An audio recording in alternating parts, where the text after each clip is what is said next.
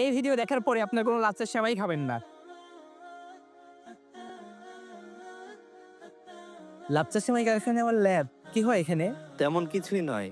আসলে সেমাই তৈরির আগে এর উপাদানসমূহের গুণগত মান যাচাই করে নেওয়া হয়, যাতে সেরা মানের উপাদানেই তৈরি হয় আপনার লাচ্ছা।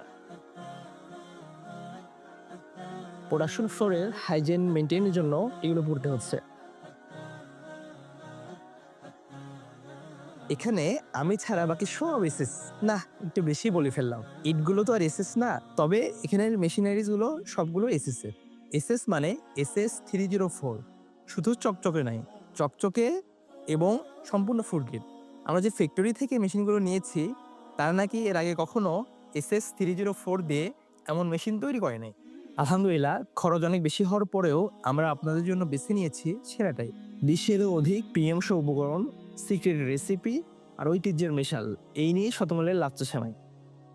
আমাদের লাচ্চায় ব্যবহার করা হয়েছে বিভিন্ন ধরনের বাদামের নির্যাস, আমন্ড পাউডার, আইসনিক সুগার, কলা, এলাচ গুঁড়ো, মাসকলাই গুঁড়ো সহ ইউনিক সব উপকরণ।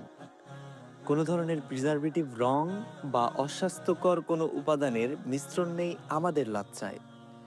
পরিমাণ মতো জাফরানের ব্যবহার শতমূলের লাচ্ছা সেমাইকে করে তুলেছে আরও প্রিমিয়াম, আরও সুস্বাদু।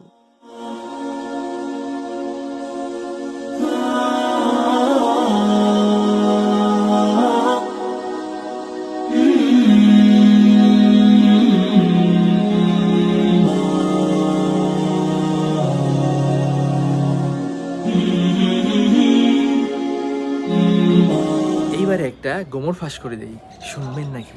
ঘিয়ে ভাজা লাচ্চা বলতে আমরা সরল মনে মনে করি কড়াইতে ডুবো ঘিতে ভাজা হলেই বুঝি হয়ে গেল, কিন্তু খামির থেকে শুরু করে গুছি টানা সবটাই হয়ে থাকে পাম অয়েল বা ডালডা দিয়ে। তা কি আপনারা জানেন? অবাক হলেন?